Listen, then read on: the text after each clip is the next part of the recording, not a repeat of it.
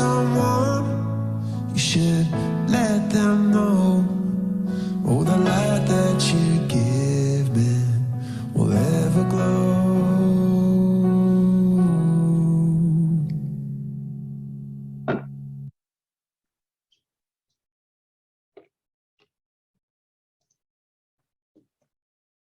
So today's going to be a different day. I'm going to ask your indulgence, and I'm going to talk about something that doesn't have anything directly to do with our chapter or maybe even psychobiology at all, but it's got everything to do with psychology. And I think it's something noteworthy and important that I can share with you.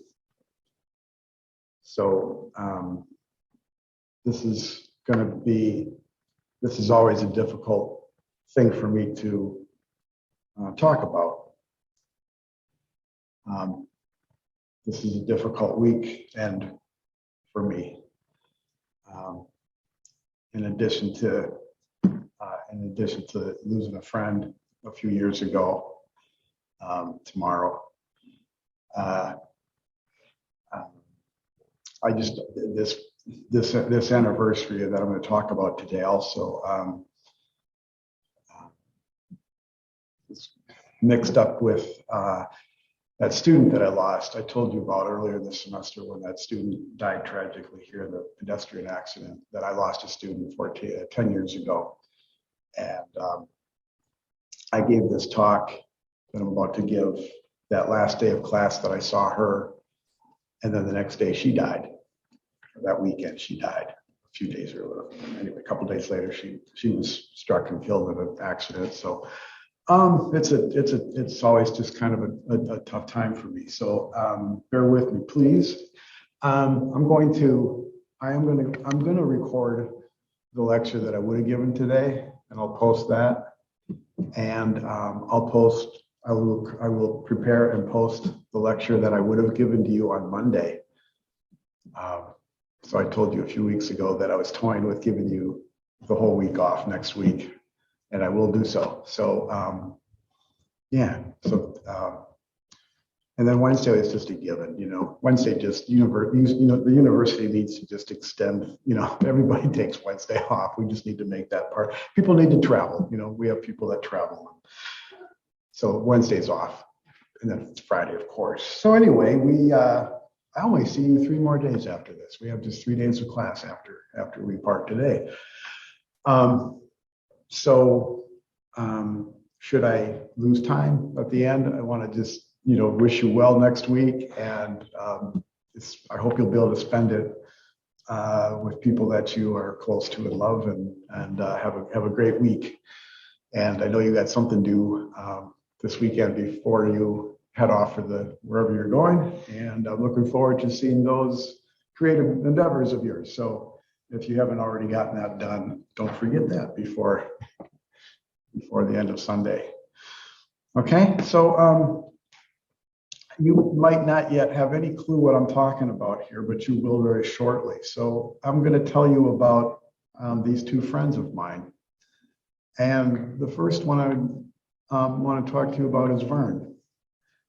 And I'm going to ask you to please sort of try to imagine yourself in either Vern or Laura's shoes as I'm talking about this today.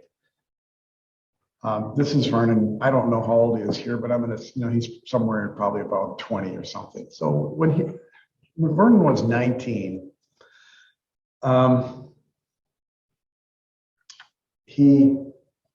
Vernon, I forget. I think he was born in Utah. I think his family was from Utah. He wound up in the San Francisco area around this time, around 19, and he didn't go to school. In college, he was living life. He was 19 years old. This is probably 19. This is maybe 1969, 1970, 72, early 70s, I believe. He was 19. He was he was gay. His family was not accepting of that. He was having, his father in particular, his family did, he had a dysfunctional family, and he was struggling with that. And this is a time when being gay was not as acceptable and tolerated as it fortunately is today. And so imagine that as well. He's kind of out there, he's partying, he's frequenting gay bars, he's doing a lot of drugs. And he's probably starting to get addicted to those drugs even at this early age. And he does meet a woman and falls in love with her, a Black woman, and they have a child together, named Mark. And this is one of the this is one, not that the child being born, but what I'm about to tell you is one of the first tragic things that happened in his life. So his wife is giving birth at whatever hospital, and she dies on the table giving birth, and there's a lawsuit for negligence, and somewhere in this mix, Vernon was trying to find support and find acceptance and find a feeling of home, and he stumbled upon a movement called People's Temple, which was led by Jim Jones. Jim Jones is from a little small town, I forget the name of it, just maybe an hour away from here, just on the other side of the border of Indiana. And back in the 50s, he started a movement called People's Temple in Indianapolis. And it grew, and it moved out to California, and it moved around in various places in California. And it was in those days, despite Jim Jones, and maybe some of you know where this is going, and some of you maybe don't yet. The Reverend Jim Jones started this movement, and he was probably all along, not probably, he was disturbed, and we'll get to that. But this movement that he started was something astonishing and amazing. And it grew, and he was preaching a message that resonated with lots of people, because, for him, it was about building, it was the ego, and it was his motivations were all twisted and mixed up. And he was starting something incredible, but, his reasons were rather diabolical, and then became completely diabolical. But it was a good movement. And if people found acceptance in it, people heard what they wanted to hear. It was religious for those that wanted it to be religious. It was a socialist movement for those people who were activist minded. It was community for people who needed it. It was home for people who needed it. It was racially segregated in an era that absolutely was not. In fact, when it grew to tens of thousands of members at one point, and it was majority African American. And so anyway, it was out in San Francisco by that point. He had moved around in different places in California, largely fleeing.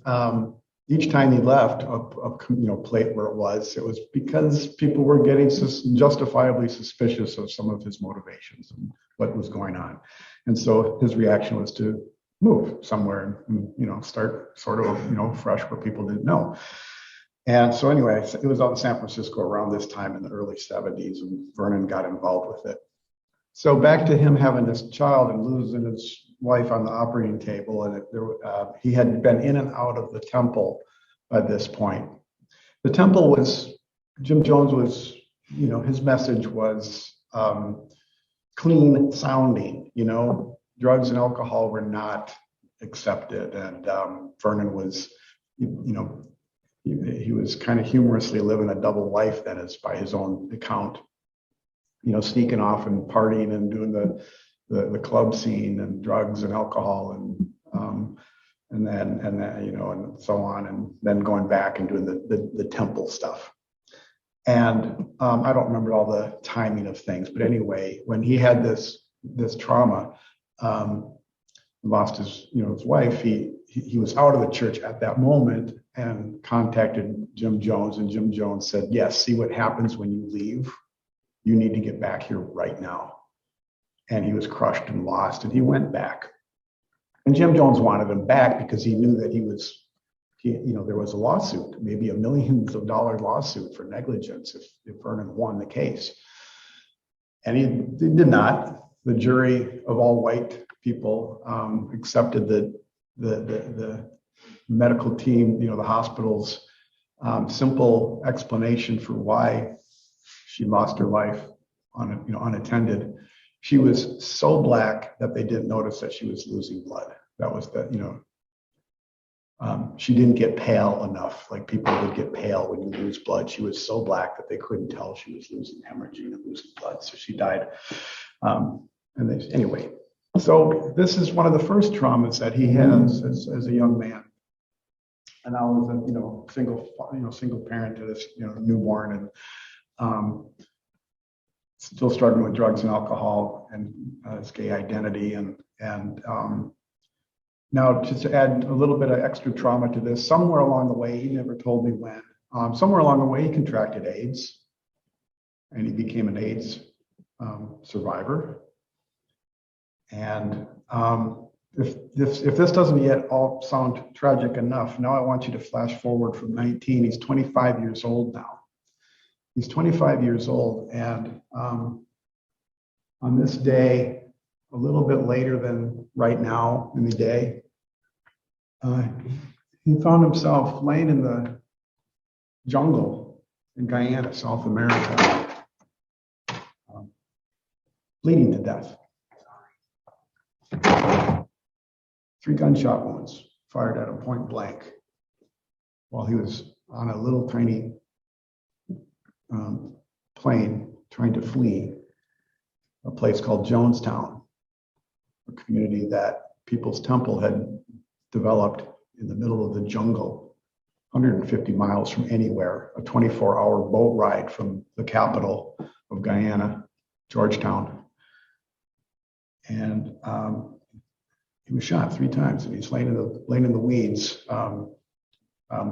gasping for his life.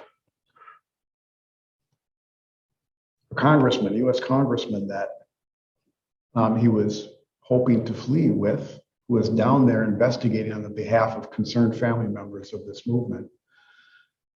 Congressman Leo Ryan from California, the only congressperson thus far to have been killed in office, lay dead on that same airfield. He was shot with his head blown off. Mark's 4-year-old son, about to turn 5, 10 days later, was being poisoned, along with about 300 other children at that time, back in Jonestown, on the orders of Jim Jones. 911 other of Vernon's, what he would call family, friends and family, were either being injected with that poison or willfully swallowing it themselves. 918 total people lost their lives that day, including Jim Jones and Vernon's son, Mark. You're probably having trouble imagining, being Vernon or being Laura, who I'll talk about next. But I want you to try. Many of you have already heard of Jonestown. Some of you might never have heard of it before. So on this day in 1978, this happened. What is that, 44 years ago, something like that? I can't do that. so long ago that most of us don't, maybe you've never even heard of it. And we don't talk about it much, of course. And most anybody is satisfied with this 4-letter explanation of why this happened. Why did this happen? Why did 912 followers of Jim Jones take their lives, take their children, almost 300 children around them who didn't commit suicide, who were all killed? Could it just be like that many crazy people in one place at one time? The 4-letter explanation that people use to explain that is cult. Oh, cult. Enough said. I got it now. It's, the C word, as Vernon used to call it. The 4-letter C word. That was, his version of the 4-letter C word. In a moment, I'll play something. And another survivor of that, I'll quote her. She says, "Nobody joins a cult. Nobody joins something that they think will harm them." Okay, so cult doesn't explain anything, right? I mean, I hope if nothing else that you walk away with a little bit better understanding of this. This is the hardest thing I can think of human nature, maybe. This is the hardest event I know of to explain and understand. And I didn't understand it. I learned about it, as like you in a psychology class way back, when probably my first psych class. And I mean, I was kind of like dimly aware of it. I was 1978. I was about 8 years old at the, whatever, I can't do math. I was 13 years old. I don't remember it. I don't remember it. 13 years old. My parents shielded me from it. I don't remember it when it occurred. My first job, this is a little stupid story, but my first job at 16 years old was in a grocery store, and I coincidentally worked with a kid named Jim Jones. So, we joked all the time, like, we made jokes about Jim Jones. Anyway, I didn't know about it. I went to school. I learned a little bit more about it. And I just was I'm pretty sure I was just sort of also willing to like, oh, cult, that explains it. Crazy people do crazy things, Okay, so a lot of crazy people were all at one place at one time for some crazy reason. And that's okay. That's what happens when crazy people are doing crazy things at crazy times. Good enough for me. 14 years ago, I met Vernon.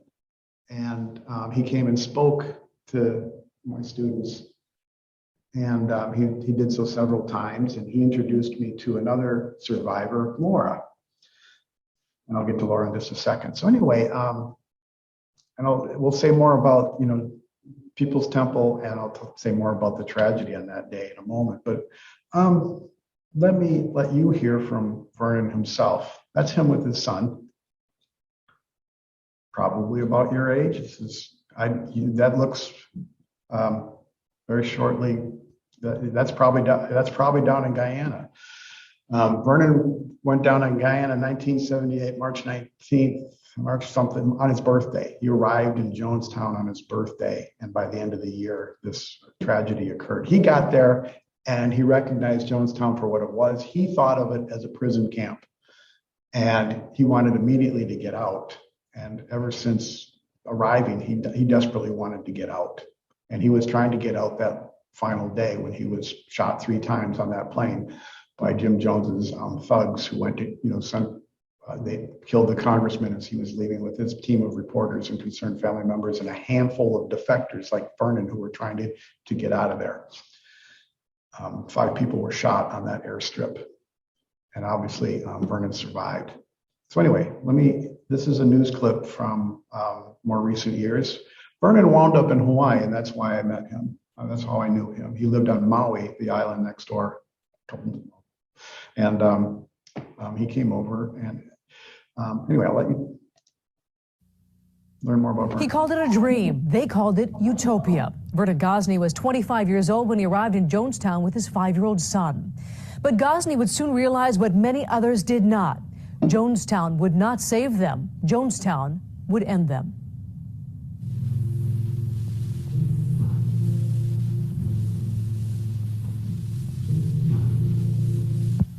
How very much I've loved you. How very much I've tried my best to give you the good life.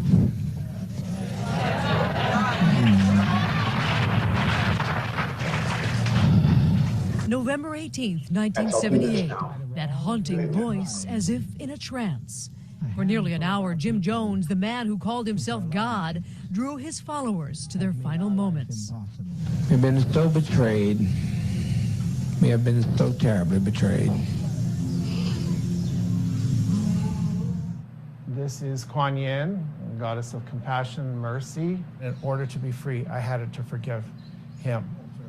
I had to forgive the unforgivable. Lifted by the spirits on his walls. I love Kuan Yin's. Documented in the pages of his album. In his Maui home, Vernon Gosney relived the past. Welcome to Jonestown. From the People's Temple in San Francisco to the jungles of Guyana in South America, he says they came by the busloads. There's a sense of cohesiveness, closeness. Following Jones's simple message of equality, love, peace, and happiness. We started with about 141 people, and from that we've grown to a very thriving congregation of a few thousand. It started with a dream, and then things start to go wrong. Gosney says despite the lush green surrounding them, the homes built by their hands, fresh water was miles away, the soil was poor, and that dream began to die. There's a lot of things that I wish I could have gone back and done differently, but I can't, I can't take back the past. Just days before the day of reckoning, cut off from their families, Congressman Leo Ryan had come to investigate. Gosney says despite a show of unity, it was he who revealed their suffering in a written note that would accidentally end up in Jones's hands. It was great terror and fear. I never thought I was going to get out alive. Several tried that day, reaching a small plane on a dirt airstrip, but Jones's supporters would follow, killing Congressman Ryan and 4 others. Gosney, shot 3 times in the stomach, he would escape to the jungle and survive, unaware who would not. For God's sakes, let's get on with it. We've lived as no other people have lived and loved. We've had as much of this world as you're going to get. Let's just be done with it. In the aftermath, more than 900 lay dead from cyanide poisoning, including Gosney's 5-year-old son, Mark. There's not a day that I don't think about my son.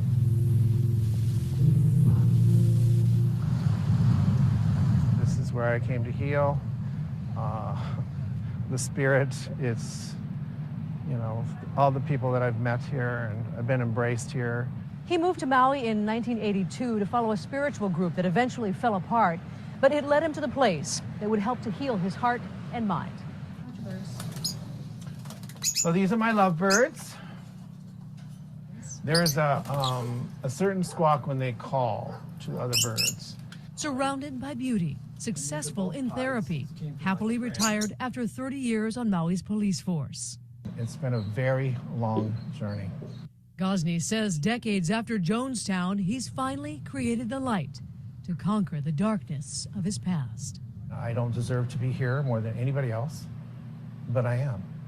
And so there's an incredible grace that I live with. I'm not able to understand it, but I am so grateful for. Laura Yamada, KITV4 News.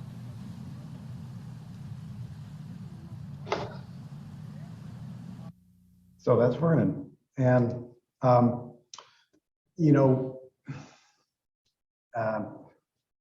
when he would come and speak and when Laura would speak, or when you see them in the many, many documentaries and films that have been made about Jonestown and People's Temple, you'll see he and, at least 2 and other survivors, talking like from now, they're old people. And I always want you students to try to make it more personal and not look at them, not look at somebody in their 60s and 70s talking to you about something that happened way back in, weird 70s. But when they were your age, Vernon was your age. He was 19 years old when he first entered People's Temple, and he was 25 on that day when that happened. And he's been, he was making the decision to flee, to desperately flee and leave his, 5-year-old son behind. And he's, people have criticized. I cringed while students, and by Vernon's account, thousands of people have asked him, just candidly, why did you leave your son behind?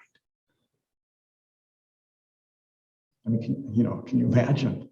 And he didn't know that was going to happen. He just, it was desperation. It was just desperation.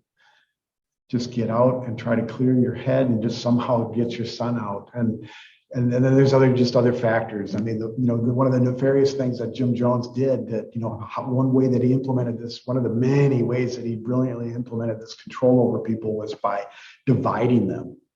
Okay. You didn't live with your wife or your family or your kids. It was a community. It was shared. Everything, so kids didn't live with their parents. They lived with others. And you didn't, that was all orchestrated. And so he, that's one of the many factors, but just the biggest one was just, he was 25 years old and he was scared for his life. The congressman had arrived the day before, and with this team, again, hoping to investigate on the behalf of concerned family members who had family members in People's Temple who were down there or back in San Francisco, who for years had been begging the authorities to do something, because they knew this was a cult. They knew this was, they knew it was dangerous. And this brave congressman finally, got Jim Jones's ironic permission to come in. And the first night that they were, they arrived at night, and there's 1,000 people there. And they put on this great elaborate production, and they sang and danced and had good dinner, and they convinced the team, they convinced the congressman that all is seemingly okay. He was, they weren't, he saw people who looked like they were well fed and happy to be there and talking favorably about the place. And he got up on a microphone and he said, at some point in that evening, and he's got a team of recorders there. So that's why, there's all this footage of, there's photographs and footage. You saw the footage of the, team getting shot at, when it goes blank, that was when the cameraman got shot and killed. The camera goes dead along with him. So that's why there's footage and documentation of all this. And so you see this footage, there's a footage of the congressman telling the people, I came here concerned, but, after talking to many of you, I can see this is the best thing that's ever happened in your life. And there was a 15-minute spontaneous standing ovation, just thunder, applauding and just, almost like overboard. But Vernon was there with another 18-year-old friend of his, and they had been trying to figure out how to get out of there. Now, why wouldn't they just leave? Again, they were 150 miles in the jungle with no money in a foreign country, surrendered their passports. How would you leave? It's not like just walk out and catch a bus. Call a cab. There's no phone, there's no cab, there's no road, there's not. The congressman had to fly in and land on a dirt airstrip, and then ride in a dump truck to get to the actual compound. And, you could go there by boat, and it's a 24-hour boat ride to get near enough to, get, anyway, you're trapped out there.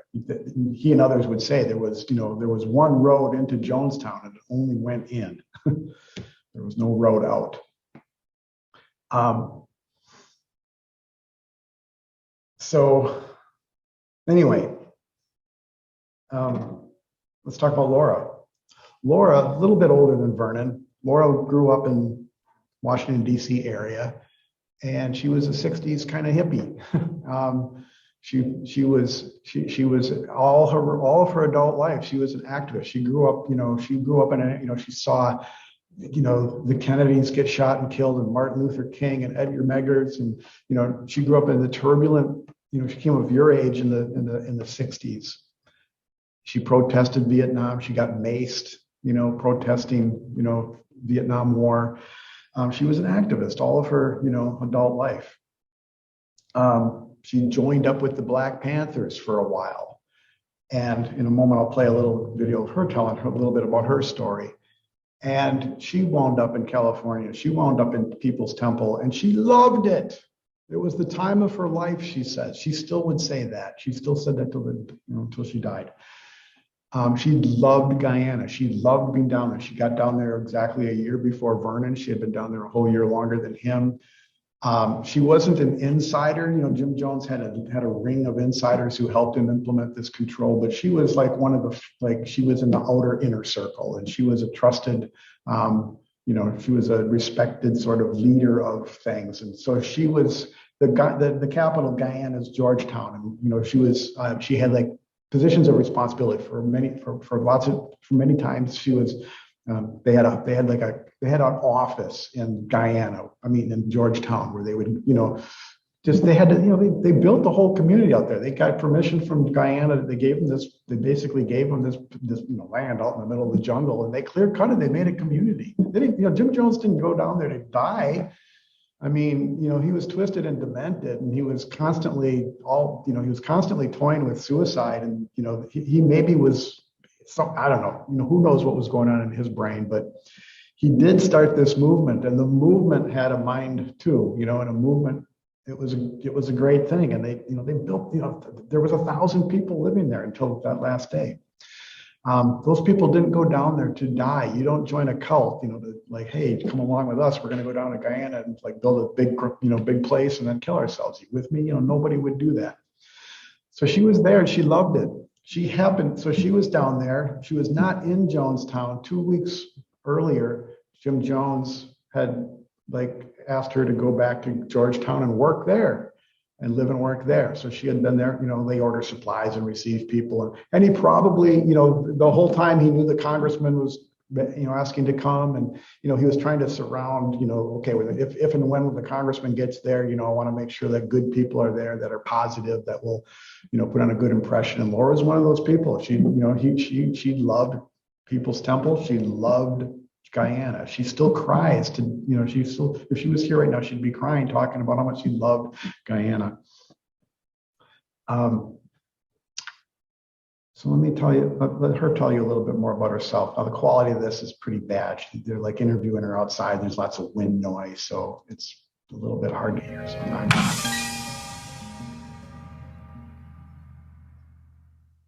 When I went to Guyana, I never planned to ever come back. So I don't have any question that I would have died.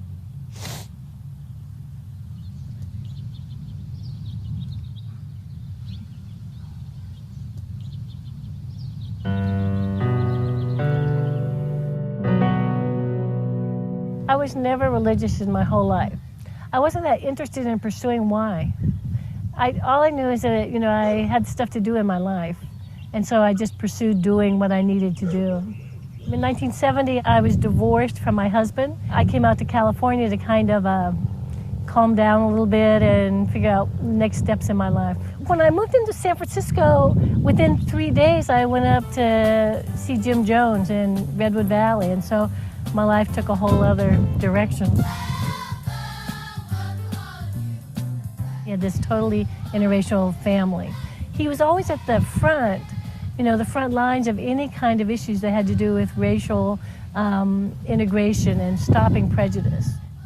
Everything that Jim stood for was really important to me. I just didn't know if I could live the lifestyle yet. And then pretty soon after that, I met a guy in the temple who was exactly what I was looking for. He was a former heroin addict. He had just gotten out of prison. He was like a bad boy, just exactly what I wanted. And I thought, well, this is great. It's everything I always wanted. And I have Jim to watch over it and kind of make sure it was safe. One of the things that you hardly ever see about Jim is that he was totally a thespian. He was an actor.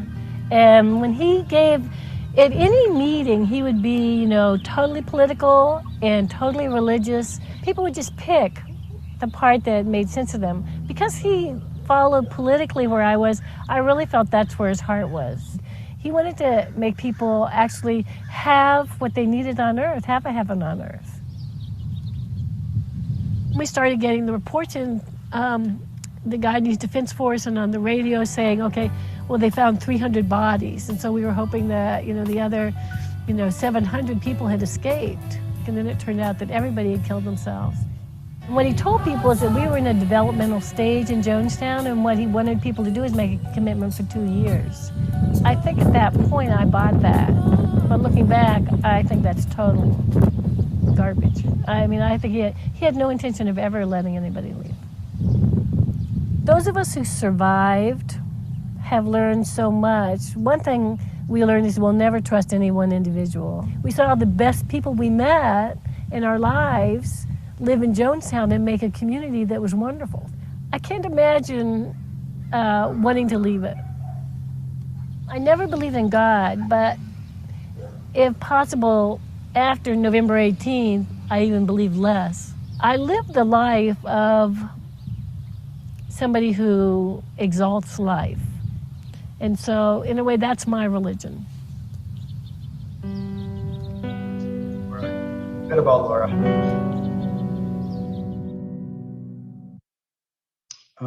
This had failed, so I rebooted my phone and I'm going to try again. So here we go. See if it's working now. So, okay. If you want to know more about Laura, she's got this, she has a book called Jonestown Survivor and Insider's Look. And I got links. I put a page up on the course page with all about this stuff. If you're more interested, you can check that page out. And it's got links to that book. And there's other links to other resources and information if you're interested. Where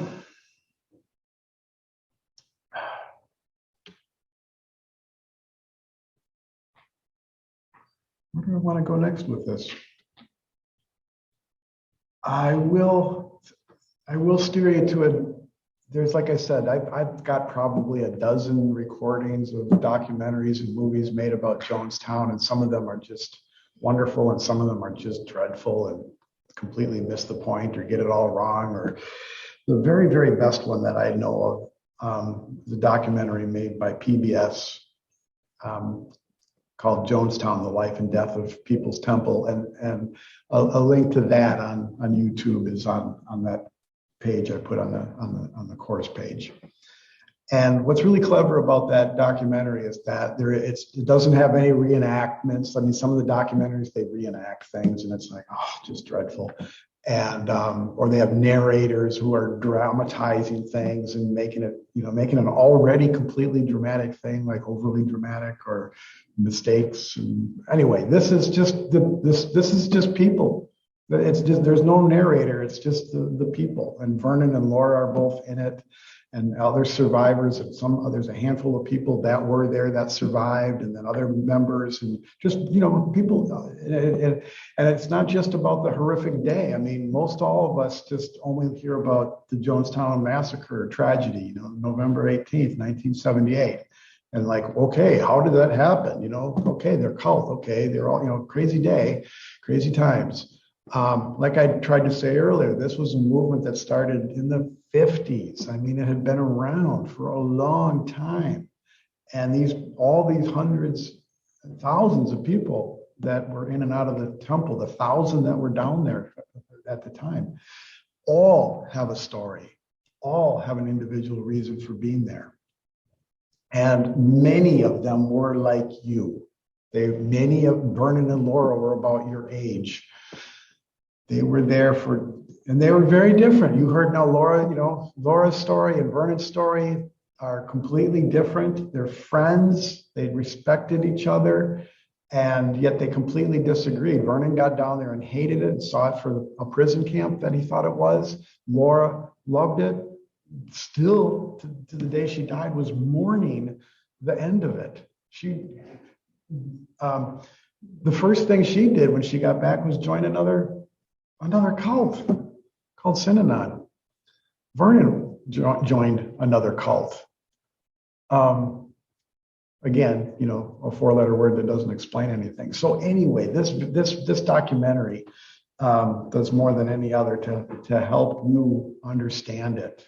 And you have to, for about an hour, you get the background of, who the people were and the history of the movement and so on. And then it finally, has the riveting descriptions of what happened at the very end. So I'm going to share something else now. All right. I had been given a lot of photographs of the temple. I spent hours and hours identifying every photo. Joyce Douglas, Laretha Buckley, may seem like a small thing to, given the devastation of Jonestown. Too much technology. Jonestown, but that's where I found my healing. And that's the story, the different voices of Jonestown. Harriet Trop from upstate New York. Gene Chaikin. Gene was an attorney who gave up his practice, he and his wife, to join the temple, try to make a difference. And 917 other people died. And I think it's criminal that we know so much about Jim Jones. What about these other people? And they were just the best people, the people who would have made a difference in the world. I want to see everything that they died for, the love and the compassion and the world that they wanted to create, I want to see that world. What I do today as a police officer and the person that I've become, it's all due to my experiences in this cult that I found the importance of being courageous. I became a teacher. I taught for 20 years. I wrote my book. I became a Quaker. But my best years of my life were living in People's Temple. They weren't crazy people. They were people who honestly came in the organization who cared. What a wonderful feeling that is. What a powerful feeling that was to be a part of that. The greatest tragedy is not that they're dead, but that they were not able to succeed in their dream.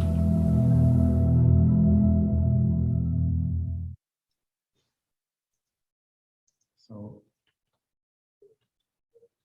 the last thing I want to close with is the very end of that documentary. I'm just going to play that. So this is after, they covered the day before, the congressman arriving, the footage of everything there, the explanations of what happened then, the happenings at the airstrip with everybody getting shot and burned, and we laid it down. We got tired. This is the very end of it, and so you're going to hear somebody had the wherewithal to write this letter, this note that they found, and someone is narrating it over the events of the last, after the suicide and killing and everything. So the poignancy of this, the words that this person was able to write, it's astonishing. So let me just play that for you.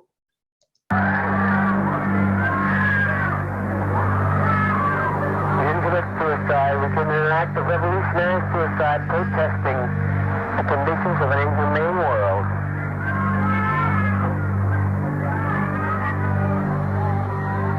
They were just fucking slaughtered. They were fucking slaughtered. There was nothing dignified about it. Had nothing to do with revolutionary suicide. Had nothing to do about making a fucking statement. It was just senseless waste. Senseless waste and death. To whomever finds this note, collect all the tapes, all the writing, all the history. The story of this movement, this action, must be examined over and over. We did not want this kind of ending. We wanted to live, to shine, to bring light to a world that is dying for a little bit of love. I never believed in heaven in my whole life. That's not the way I operated. But when I was in Guyana, when I watched the sunrise and stuff, I actually thought there was a heaven on earth.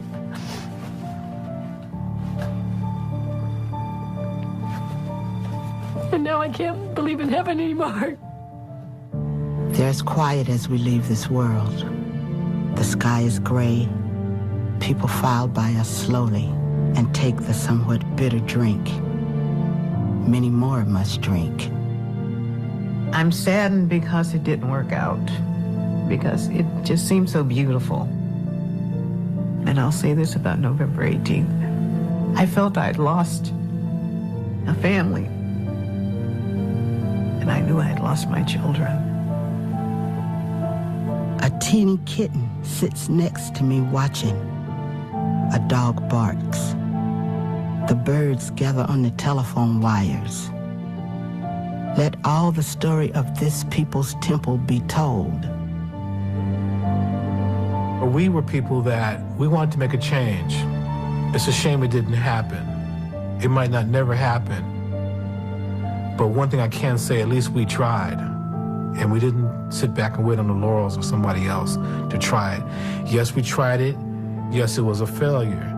Yes, it was very tragic. But at least we tried. If nobody understands, it matters not. I'm ready to die now. Darkness settles over Jonestown on its last day on earth. I never had any dreams of Jonestown until this one dream came. I could see myself in Jonestown walking, and when I looked to my left, there was my son. He was standing in the middle of a duffel bag, and just right when I got ready to reach to touch his head, he pulled the bag up like this, and the bag fell, and he was gone.